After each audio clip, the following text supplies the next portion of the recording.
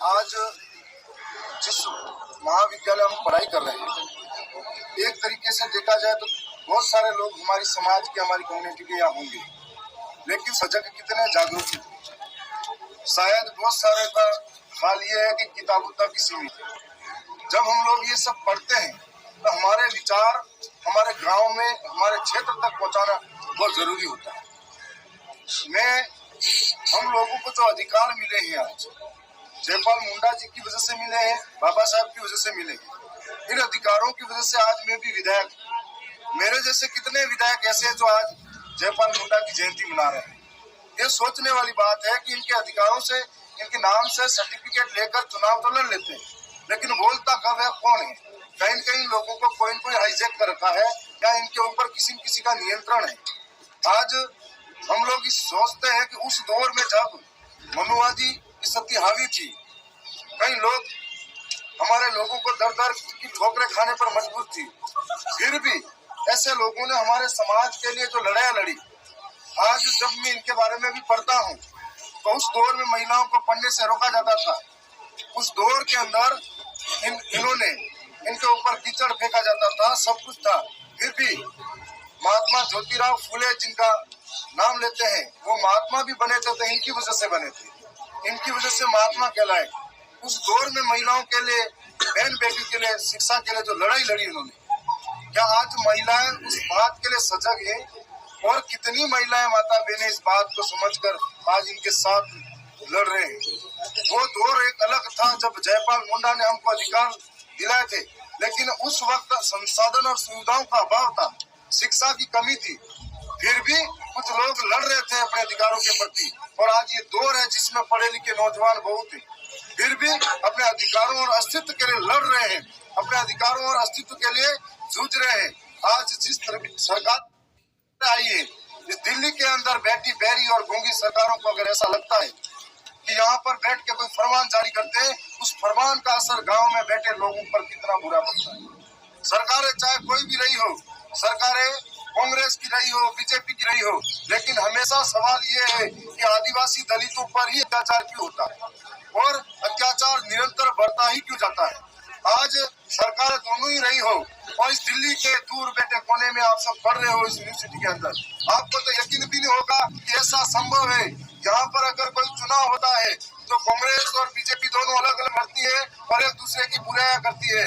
हम जिस इलाके से चुनाव लड़े हैं, जहाँ से जीते हैं, वहाँ पर दोनों पार्टियां एक होकर चुनाव लड़ती है। लोकतंत्र को जिंदा रखने का काम हमारे इलाके के आदिवासी लोग और वहाँ के कार्यकर्ता कर रहे हैं। और आज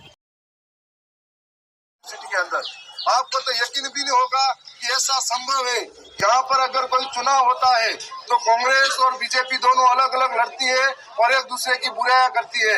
हम जिस इलाके से चुनाव लड़े हैं, जहाँ से जीते हैं, वहाँ पर दोनों पार्टियां एक होकर चुनाव लड़ती है। लोकतंत्र को जिंदा रखने का काम हमारे इलाके के आदिवासी लोग और वहाँ के कार्यकर्ता कर रहे हैं। और आज हम लोगों का कर्तव्य है कि जिन आवाज को, जिनके दम पर आज उनके अधिकारों की वजह से हम विधायक बने हैं, तो हम उस समाज की आवाज को विधानसभा में जाकर रखे, जहाँ से हमारी आवाज को सरकार, अंधी बहरी गूंगी सरकारें सुन सके। और आप लोगों से भी ये निवेदन और आह्वान है, इस यूनिवर्सिटी के अंदर हमारे जो सोए हुए और जो नींद में सोए हुए हैं उनको जगाए, उनको ये याद दिलाए कि आप किसकी वजह से इस यूनिवर्सिटी में पढ़ रहे हैं। आप मुझे यकीन है आपने इस बात को समझा है, तभी जो जिसके जहन में विचारधारा है वो यहाँ पर खड़ा है। मैं पुनः आपसे कहना चाहूंगा कि आज देश के अंदर एक ऐसा माहौल बना हुआ है, दुनिया विकसित भारत के नाम पर ये पार्टियां रैलियां निकाल रही है, लेकिन दूसरी ओर इस 5 जनवरी 2011 सुप्रीम कोर्ट का जजमेंट कहता है इस देश का मालिक आदिवासी है। वही आदिवासी जो इस देश का मालिक है और दर दर की ठोकरें खा रहा है, मजदूर बन गया है, आए दिन पलायन होता है। इन गांवों के अंदर छोटी से छोटी समस्याओं पर धक्का मुक्की बाहर निकाला जाता है। और इस आदिवासी के साथ में उनके जो जल जंगल जमीन है, जो उनकी संस्कृति उनसे जुड़ी हुई है, उनका मूल बोली भाषा संस्कृति रीति रिवाज उनसे जुड़ा हुआ है, उनसे छीना जा रहा है। और आज उन जंगलों को उजाड़ा जा रहा है।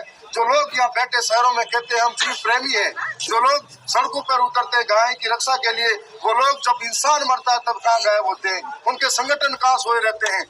ये सबसे बड़ी सोचने वाली बात है कि आज जो लोग यहाँ पर बड़े बड़े 2-4 कैंडल मार्च करके धरने प्रदर्शन करते रहते हैं, जब पूरे देश के अंदर इस प्रकृति को बचाने के लिए, संसाधन को बचाने के लिए, इस वातावरण और पर्यावरण को बचाने के लिए जो आदिवासी जिंदा है, वो आदिवासी एक तरफ से अपने अस्तित्व के लिए भी लड़ रहा है, दूसरी तरफ अपने पहचान के लिए लड़ रहा है, और तीसरी तरफ से अपने अधिकारों के लिए लड़ रहा है और अपने संसाधनों को बचाने के लिए लड़ रहा है। वहाँ पर सरकारें ऐसी नीतियां बनाती है, असल में तो सरकार विकास के नाम पर आदिवासी का सिर्फ और सिर्फ विनाश करती है। और सरकारें आज भी वहाँ पर ऐसा दमन करती है, जो विरोध में बोला उसको नक्सलवादी कहा दिया, विरोध में बोला उसके दमनकारी नीति के तहत उसको जेल में ठूस दिया, विरोध की उठती आवाज को वहीं पर दफन कर दिया जाता है।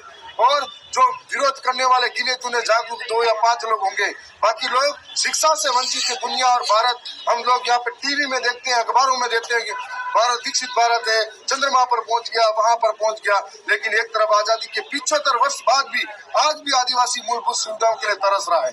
जहाँ आज भी ऐसे ऐसे गांव मिलेंगे जहाँ पर अस्पताल नहीं है, स्कूल नहीं है, बच्चा सुबह उठते ही गाय भैंस बकरियां चराने जाता है। आज भी ऐसे भारत में ऐसे आदिवासी इलाके हैं जहाँ पर कोई बीमार हो जाता है तो 2-2, 3-3 किलोमीटर खाट पर उठा कर ले जाया जाता है। पानी के लिए 5-5, 10-10 किलोमीटर तक भटकना पड़ता है।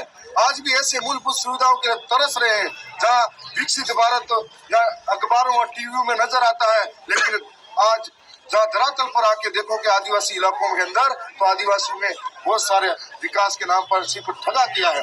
कभी विकास के नाम पर डैम बना देते हैं तो आदिवासी को हटाते हैं, कभी विकास के नाम पर हजदेव जैसे जंगलों को उजाड़ कर उनके अस्तित्व को ठेस पहुंचाते हैं, जीवों को मारते हैं, और विकास के नाम पर कभी कभी मेट्रो ट्रेन लेके जाते हैं तो हजारों कॉर्पोरेटर वो उनकी जमीनें छीन के जाते हैं। ये सरकारें चाहे कोई भी रही हो, मैं जितना गुनहगार पक्ष की सरकार को मानता हूँ उतना ही गुनहगार विपक्ष की सरकार को भी मानता हूँ। इस बात के लिए मानता हूँ, जब मणिपुर जैसी घटना होती है तो विपक्ष भी खामोश रहता है, जब मध्य प्रदेश में भाजपा की सरकार दलितों पर पेशाब करती है तब भी सरकारें खामोश रहती है। आज इस तरह की घटना होने के बाद में पक्ष जितना खामोश रहता है, जितना गुनहगार है, विपक्ष उसकी भूमिका में इतना महत्वपूर्ण योगदान नहीं देता है, जिसकी वजह से ये हो रहा है। मैं मेरे क्षेत्र की दरियावद विधानसभा की जनता को धन्यवाद देता हूं, वहाँ के कार्यकर्ताओं को धन्यवाद देता हूं कि मुझे विधायक बनाया है। उनकी आवाज को मेरे माध्यम से विधानसभा में रखूंगा, और आप सब यदि मेरा सहयोग चाहोगे, जब भी बोलोगे तो विधानसभा के अंदर हम इस देश की आवाज को भी उठाएंगे और रखेंगे।